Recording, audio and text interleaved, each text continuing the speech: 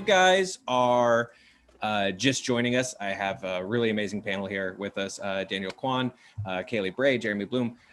We're here discussing the Book of Inner Alchemy from Candlekeep Mysteries, but we're also sort of chatting about some larger issues, what's going on in the news, both right now and the past year, and honestly, not just the past year, obviously. But something I wanted to talk with you guys a little bit about, and I feel like we got into it a little bit discussing the Book of Inner Alchemy, is you've presented these really incredible ideas in D&D that are, for you, very sort of like rooted in Chinese identity and ideas and culture. And I wanted to talk with the three of you about, just, I don't even know how, not the do's and don'ts or the ins and outs, but, like best practices. Best practices, sure. Like just the idea of, okay, I have a table, how's it best for me to approach, playing through the Book of Inner Alchemy? Because you've already hit us with a huge idea.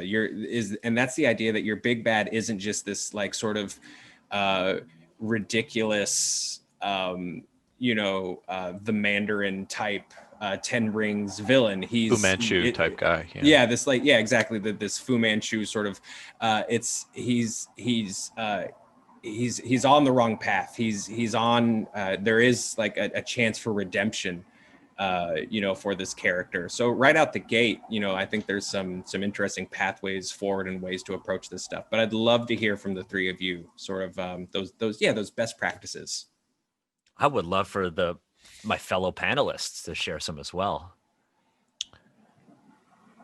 Unless you have, I already stated like my big four, right? Yeah.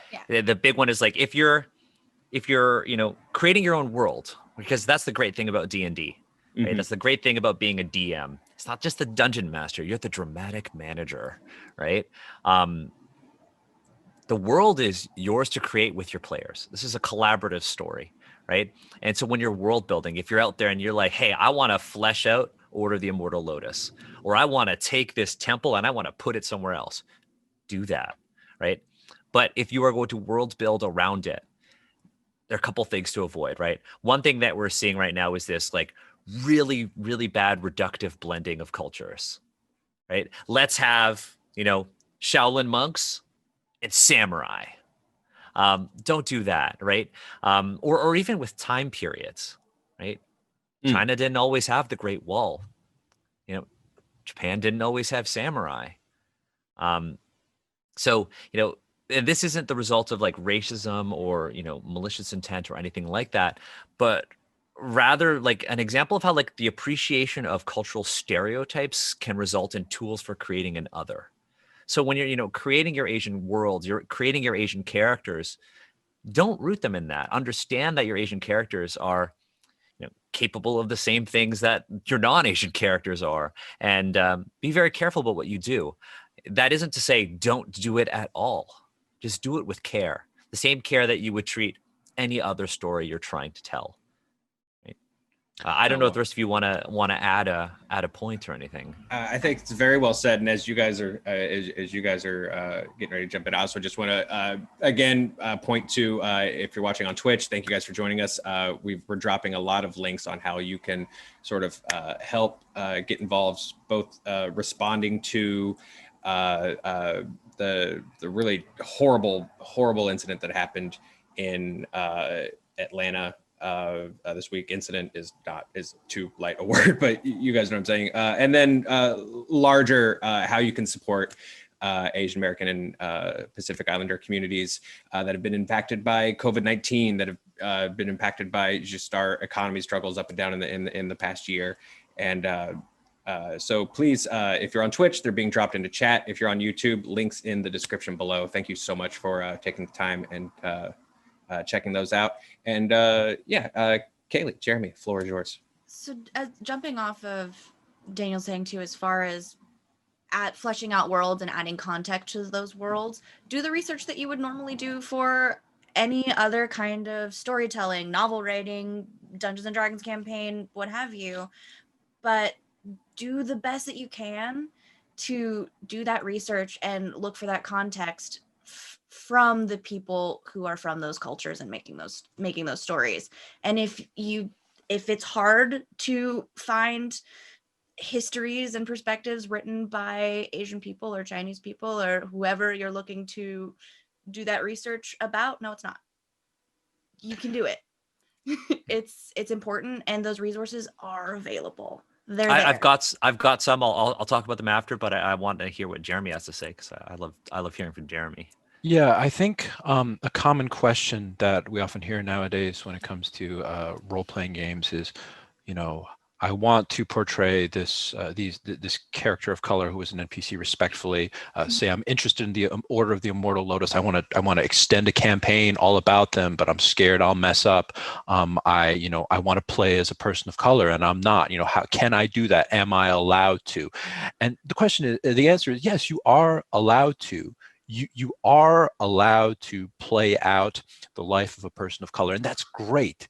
That is fantastic. But you need to do that respectfully, particularly if you are portraying a culture that is not yours, or a culture that has been greatly negatively impacted by the current world that we live in. And I think this can be simple. If you're playing a campaign with Order of the Immortal Lotus characters, or Chinese themed characters, don't do stereotypical Chinese accents at the table. I realize that plenty of dungeon masters like to engage in the theatrics, and I do voices too, but you don't need to do a crazy Asian accent just to communicate the fact that this character is Asian, because that instantly otherizes them. That makes them seem like either a caricature or a threat. It makes them seem foreign and separate from the rest of the narrative. And I've played at tables in the past where, we've played in Japan themed environments, and I've had other players yell out fake Japanese. And that's not great, because I can understand some Japanese. And I was the only person at the table who realized that, hey, I know you're saying things that you heard from anime, but they're not accurate. Don't do that, please. These little things make a difference. You want to be respectful. You don't want to engage in this realm of caricature. And we talked about villains. Bak Mei should not be a Fu Manchu mustache twirling kind of villain from a 1930s pulp story. If you want to portray him in your campaign accurately, just look up the real Bak Mei that existed in China. Maybe check out some of the old martial arts film portrayals of him, and then develop someone who's actually a real person, not just a stereotypical bad guy. Bak Mei, in my opinion, should be so charismatic of a quote-unquote villain that the players are going to want to side with him. And that's how you create a truly compelling character in general, not just for, a Chinese themed character or any other character of color. Yeah. So those are all little things that I think you can do. And there are plenty of others as well, even just going so far as to, if you're playing a D&D game where you use artwork to represent NPCs or other characters, start searching for perhaps more varied, more diverse artwork that showcases characters of color. I did this in one of my games, and I showed them a dwarf that was very clearly Asian coded, and some of my players were like, whoa, that dwarf looks Asian, like as if that's not allowed. No, it's allowed, and it should be encouraged. No, yeah, absolutely. I mean, if you're going to look at film, and you want to do this, go watch Executioners from Shaolin, and go watch Clan of the White Lotus. And Bak Mei or Pai Mei is a central character in both of those. They're fantastic movies in general. Go watch them. Kailey, you made like a really good point about looking up information. There is to say that when you're looking up information, we live in a day and age where we can find pretty much anything on the internet. You have to remember that, history itself is super messy, and you have to consider who is, writing the resource that you are actually reading into. Jeremy, you mentioned Japan, right? There is a really, really influential book called The Chrysanthemum and the Sword by Ruth Benedict. Yeah. And that shaped generations of people's perceptions of the Japanese people and their traditions. And still very much is cited as inspiration for many TTRPGs. So think about who's writing that history. Understand that, when you are, maybe you want to talk about, you want to do something more historical and you want to use, this adventure in something more historical. Understand that there are gaps in historical sources that have either been lost in time, right? Discarded by people of power, or even destroyed by people of power, right? So think about those gaps and think about how you could fill them with your own story and what is actual truth or historical accuracy.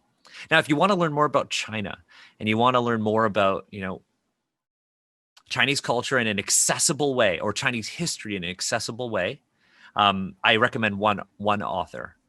And my academic lineage kind of goes to him. And his name is Chang. So Chang was one of the first Chinese-born archaeologists to come study in the West and bring Western thought and archaeological technique to Asia. And he's a pioneer. He published many books that span, the Neolithic to, like the Warring States or the Three Kingdoms in China. He's covered everything, and he is the godfather of modern Chinese archaeological thought. And I say that because that's my academic background as well. So go find his books. They're still in print, and I'm sure you can find many of them at your, college library, your local library, or even, in PDF format. Well, and I subscribe to Daniel Kwan on patreon.com and follow him for some great Chinese themed role-playing game content that could easily be injected into your D&D game. Absolutely. Which I can't. I don't. You should get that subscription to D&D Beyond, by the way, and pre-order Candlekeep. I'm just going through the rounds here. Jeremy's doing all of them. Well, and I would also say, taking steps like this will not only just make you a better, more thoughtful, more sensitive person in general, right? But it's also going to make you look, if you play D&D, if you're a DM, if you're a player, you're a storyteller, you're a creator. Like, congratulations, that's amazing. You don't have to write a book, you don't have to write a screenplay to be a creator. Like, you're a creator at that table. And just that little bit of effort, like let me dig a little more past what I know, is going to make you a better storyteller. It's going to make your stories better. If your surface is like kind of mixing histories and that idea of like Great Wall and samurai, got it. That's okay that's your surface. It is what it is. But once you just push past that, I promise you will. If you're like, well, what are some ideas about like what was Japan like pre-samurai? If that's like my base knowledge, you're gonna find some cool stuff, man, that like no one else uses at their table, or at least no one that like you're gonna come up with your stories or your characters, like everything's just going to improve so much with that little bit of effort. I'd be like, I'll give you a free one if you want to do something pre-samurai, if you want to do Japan. So there is the Kofun period in Japan. That's like 1,500 years ago. They're known for making these huge earthen mounds that look like keyholes from the sky. Right? Which is dope. So like, what does that mean in your adventure? Is this literally a keyhole to somewhere else? A key to somewhere else? What is this? Boom, there's your thing. No samurai needed. Yeah, that's and that can tie into what you're talking about with like who wrote history. Like, have those been deleted on purpose? Like, does someone not want you to know they exist? Like, I think that's really, really cool. If you guys, just to pivot a little bit, hey, if you're just joining us again, Daniel Kwan, Kailey Bray, Jeremy Blum, joining me today. Thank you guys so much for being here. We've been talking about the Book of Inner Alchemy from Candlekeep Mysteries, Until Now Right Now, the D&D Beyond Marketplace. You guys get it. We're talking today a little bit about sort of the current state of Asian representation in TTRPGs, in D&D, and sort of the path forward, right? Challenges that are being faced that need to be met. And here's why, I think, right? Because I feel like on YouTube, we're instantly going to get a flood of comments that are like, why are we talking about this? I just want to pretend to be a paladin. And here's why, to me, D&D is for everyone. right? And I mean, absolutely everyone, whether you're a nerd, whether you've ever thought about sorcerers before in your life, whether you just learned what an elf was like this morning, D&D is for everyone. And, I'm lucky enough, our neighbors have been in a pod with us through all this, and we have a home game going. It's kept us sane. And one of them, furthest thing in the world from a nerd, doesn't really know which Avenger's which, blah, blah, blah, blah, blah, loves playing D&D with us. She texts about her character background now, like D&D is for everybody. I believe that D&D is a tool for people being able to escape their crappy day and being able to tell their stories. And the reason why I like working for this company is I think the toolset, the D&D Beyond toolset, removes every possible boundary and gate. Like that's our point, right? So when something affects a portion of the community, whether you like it or not, whether you want to acknowledge it or not, I think it affects all of us, and it needs to be talked about. It needs to be acknowledged.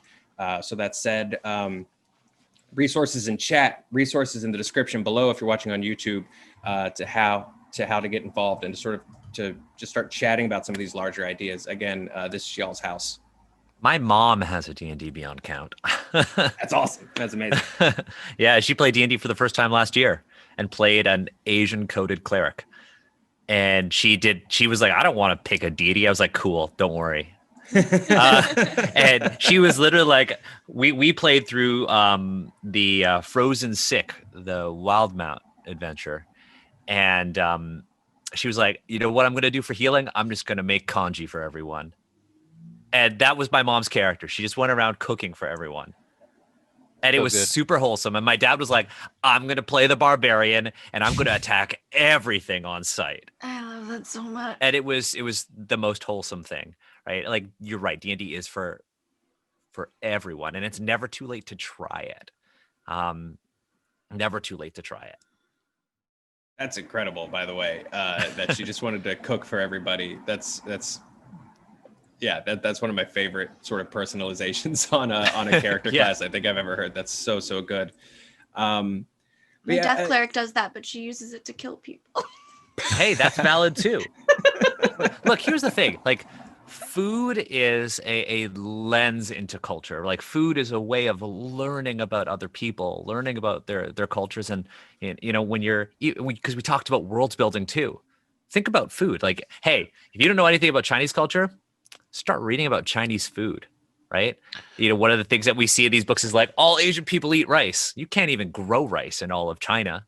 But what does that mean from a world building perspective? What does that mean in the north, in that Lust Plateau? It's like a geologic term, in that Lust Plateau of like this thin layer of windblown silt where rice can't grow. Well, they grow millet, right? And what does that make their food look like? And how do you make that fantastical, right? We should talk about our Dwarven Hot Pot idea. Oh, yeah. Jeremy and I had this. We were just brainstorming and world building, and we were talking about like what type of food were the various races of D&D. Bibimbap. It's Korean was it food. bibimbap? Yeah. It was bibimbap because we were like, how do the dwarves cook? Yeah. How do we were dwarves like, cook? And they live in these stony underground areas. There's like lava everywhere. Bibimbap. Bibimbap, like clay pots that the dwarves have made, and they're eating their bibimbap. Or I think I took it further in my head and made hot pot. Like, I imagined a bunch of communal dwarves sitting together. Oh, like a giant hot pot. Giant, and they're like spearing things in it. And that's perfect because the dwarves are all about family. They're all about tradition. They're all about camaraderie. And a lot of Asian cuisines are about the same thing. I would also imagine that if you're a wood elf, what would you use to eat? Chopsticks. Of course. Yeah. Honestly, that makes complete sense. Makes complete sense, right? Easy to make. You could get them anywhere. Yeah, no, that makes complete sense. Yeah. I just, sort of having you guys here to sort of have a chance to sort of discuss all this. And again, I appreciate you guys being here and speaking to this stuff. It's not necessarily a fun invite to get, right? But just the fact that in the same week, we're celebrating your adventure in this book, which is such a big step for D&D, in my opinion, for Wizards of the Coast and how they've approached this kind of content, in my opinion, but then also just having to be framed with just this nonsense, just like as gamers, as people in this community. What do you guys feel are some ways forward? How can people help? How can people be active participants in just moving this forward a little bit? So, sometimes being an active participant is actually the best way to do that is to be passive, to listen, right? Instead of writing your own tweet about this thing, consider retweeting an Asian organization or their link. Listen to what Asian creators have to say. Think about your tone when you're asking them questions, demanding emotional labor, demanding intellectual labor. These are all things to consider. It's been a really weird week because I've been looking forward to Candlekeep, but I've been holding on to this like literal secret for like over a year, and it came out, and I was so happy and so proud of not only myself, because this is a lifelong dream, but also everyone else who was involved, right? Every single creator is, deserves your attention and spotlight. But then this stuff happened, and I am happy to pivot all conversation towards that. I think if there's a way to help, one thing would be to sit back and listen. If you feel the need to reach out to an Asian friend, consider how they might be feeling and whether or not they actually want to be checked in on. If you're Asian, check in on your family. This is a tough time for us to, we don't get to see our families because of, the quarantine, and it's for their safety. But mental health is something that isn't talked about very publicly in, Asian communities.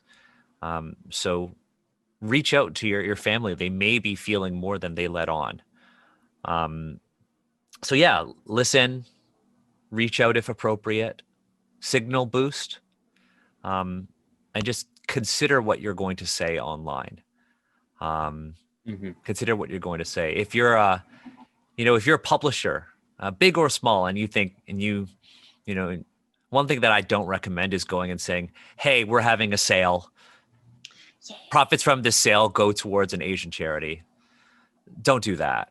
Go and say, you know what? Hey, here are some Asian creators you should, purchase from. Right? I think now is time more than ever to be together, to help each other out, whether you're Asian or not. This has just been a tough year. It's been a tough year. We got to do this together. Absolutely. Yeah, I mean, to echo what Daniel was saying, I mean, this book, I was extremely excited about it for a long time. Not just because I like short adventure anthologies, not just because Daniel and other creators of color that I know worked on it. And it came out and I was really happy. And then, that same day, pretty much everything in Atlanta occurred. And so it's been a tough week. And I think if you're going to run this book, you absolutely should. You should celebrate the diversity that it represents. It is the path forwards for D&D, in my opinion, celebrating the contributions of all of these unique creators, but also realize that, hey, many of the creators in this book are of Asian descent, and Asian communities are being tremendously impacted right now. They've been impacted since the start of 2020. I live in New York right now, and as Daniel said, Welcome to Chinatown is doing great work in supporting the Chinatowns here, which are hurting. And so what can you do? Well, you can be an ally by supporting Asian creators, whether in Candlekeep or in other endeavors, supporting Asian businesses, and elevating Asian voices in general. And I think that is the biggest and best thing that you can do, making sure that Asian Americans, a group that is often told that we should stay back and keep quiet and kind of keep our heads down, making sure that our voices are heard and uplifting those voices. Yeah. And speaking of voices that should be uplifted, an incredible DM, Kailey. And just bouncing off of that very quickly, listening to your Asian colleagues and friends and people that you see on the internet, and as to how you personally, without being defensive or making it about shame, can be a good bystander, a good accomplice, a good ally to the people who do very much need help right now. Making that space, but also confronting biases that you've grown, like I've grown up with biases, and it informs everything that I make. And that's not an inherent problem, but then there can be education and learning and being the kind of person that wants to learn and grow and be better, and then encourage the people around you who maybe don't have access to a lot of Asian creators on Twitter, who don't necessarily know or experience as many perspectives as you get to. Sharing that wealth is really important. And there are so many people who are doing the work to teach everyone how to do that in a way that is productive, and it's important to listen to them. And you know, I'm gonna let you guys go soon. I know you guys have lives and jobs to get back to, and I appreciate your time so much. You know, Kailey's saying there's so many people doing the work and you know, offering this information, offering this help. And to folks who are questioning, like, why are we talking about this on a D&D stream? Like, these things are linked. We're literally having a conversation about how to perceive Asian culture and Asian ideas at the D&D table. And we're talking about perception, right? In the same way as, you know, away from the table, how those very same things are being perceived and disseminated and talked about. These things are linked, whether we're rolling dice about them or not. And, you know, all of that said, any closing thoughts, feelings, ideas from the three of you? Thank you so much for coming on and talking with me today. Go buy Candlekeep Mysteries. Honestly, you know what? Like, you know, go buy Candlekeep Mysteries. Even if you don't want to play my adventure, go buy it for the other adventures. Show, you know, Wizards of the Coast. Show fandom. Shout out to fandom. Show Wizards of the Coast. Show fandom. Show the world that this kind of content has a place in this industry, right? If you know, really liked, you know, I guess this is about. I really feel uncomfortable talking about myself. If you liked my adventure, tell Wizards. Send them an email. Write them a strongly worded letter. Or just tweet at them. Tweet at them, or whatever, right? Yeah. Let them know. Tell them that you liked it, so that they will give opportunities to other Asian creators. Understand that, you know, my ideas, my experiences as an Asian person are different from Jeremy and Kailey's. We are not a monolith. Our experiences are completely different. So the more Asian creators we have, the more diversity of stories, the more diversity of ideas that we see, you know, online at dndbeyond.com or on your actual physical tabletop, right? Yeah. This is just so important to understand. So if I were to say one thing, just listen to what we have to say, read what we put out, and I guess that's it. And if you want to be part of the, you know, the wider ongoing conversation, follow Kailey, Jeremy, and myself online.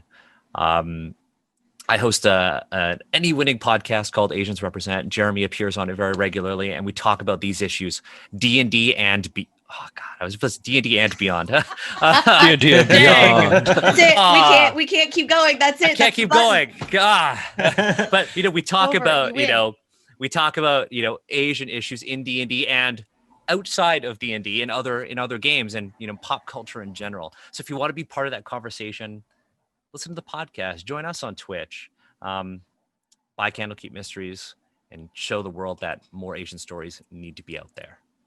Thank you, Daniel. And Kailey, Jeremy, where can folks find you guys on the internet? Where do people need to be looking? Kailey, you go ahead. Oh, you can find me on Twitter, Help a Barbarian. I stream twice a week on Pixel Circus. where I'm the executive producer of Tabletop, including my show that I run, Damsels, Dice, and Everything Nice, the Princess D&D show. I hear Definitely good check things it out. about We have that lots of show. fun. You know, we might have a very special guest. I mean, we have a special guest this week, but next week, we have a Could be very fun. special guest. Could be fun. Might have bought a wizard hat for it. Jeremy, where can You people can find you find- on the internet? Yeah, you can find me on Twitter at Pixel Grotto, PIXELGROTTO. You can find my tabletop role-playing and video game blog there, and you can also read articles from me on dndbeyond.com. There's probably going to be a lot of content related to Candlekeep Mysteries as I dig through the book and write down ideas. So check out the stuff that I've written. If you want to see a particular concept explored in an article, let me know in the comments, and I'll see what I can do. Jeremy's the last person on the planet with a Tumblr blog. Oh yeah, and I'm the last person on the planet. That's The last server Tumblr. I still use for my blog. I still suffer with the CMS, and it accidentally deleted all my pictures. Pixelgrotto.tumblr.com. Yes. Wow. If you are, wow. Yeah, if you are curious about Chinese stuff, though, and I'll say this, I'm currently working on a system agnostic Chinese fantasy setting inspired by the Warring States period. It's a setting with magic swords, legendary blades, and maybe martial arts. So for anyone who wants to explore those themes and carry on with the entire Order of the Immortal Lotus campaign, hey, it's a lot of great food for thought there. So. That's amazing. Oh, Daniel at Patreon.com. Thank you all so Jeremy. much for joining me today. I really appreciate it. Too long didn't read. A little listening, a little empathy. It'll make you a better person. It'll make you probably should be lower on the list of priorities, but it'll make you a better DM. It'll make you a better player. Overall, just as a person as a whole, it'll make you better. If you're in the comments right now going, why are we talking about this? It means you didn't watch the video because we explained why we talked about it. So watch the video, you jerk. I know exactly who's commenting on that right now. I'm looking right at you. Hey, sorry. Thank you guys for your time so much. Candlekeep Mysteries on sale now at the D&D Beyond Marketplace. Again, thank you three so much for sharing some time and your energy with me today. I really appreciate for giving it. us the space to do this. Yes. Yeah, thanks for the space. That's super important. Thank you for using this platform for good. It's your house. It's absolutely your house. And we'll see you guys next time on D&D Beyond. Thanks, everybody.